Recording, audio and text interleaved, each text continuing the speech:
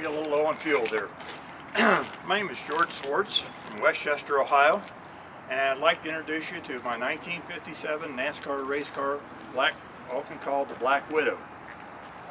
This was driven number 47 by Jack Smith in 57 and 58. He actually finished 5th in points in 57 and 5th in points in 1958.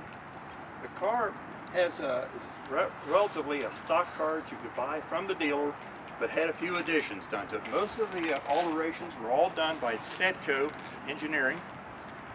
One thing you'll notice is the 5 lug wheels.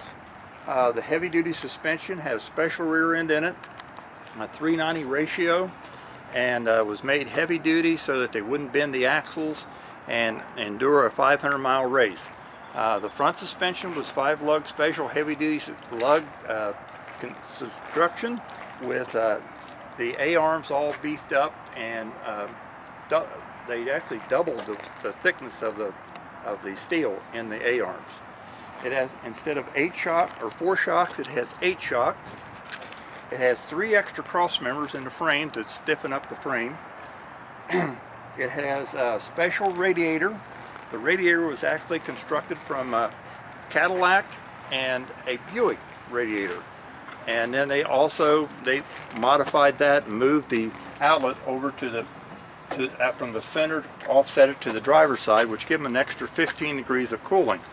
The brakes on the unit was a standard hydrovac, except they had a special reservoir to allow for the expansion of the fluid during the racing when it got real hot. You'll also notice that the exhaust manifolds were very different. They were specially engineered by GM and Fenton. They were actually 4 into 2 and 2 into 1. And they actually exited through the frame and behind the rear door. The radiator had a special reinforcement in case they was in a minor wreck from the front, that they could still race and hope that the radiator didn't go through the radiator. The air cleaner and intake was special just for the Black Widow. Instead of 4-inch construction, it was a 5-inch. And of course, they were all fuel injected from the factory. They were all sold through Nally Chevrolet. And they used Nally Chevrolet as, you might say, like a front. Nally really did not sponsor the cars. They were really GM sponsored cars through Sedco Engineering. The other special features on the car would be the inside the trunk. We have, instead of a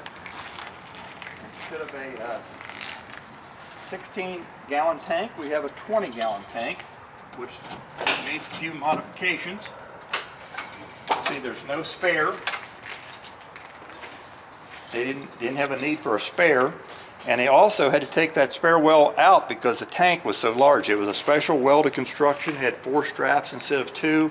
Everything was heavy duty, but it had to be sold across the counter, so all these parts were available to the small guy, so he could also compete with the factory sponsored teams.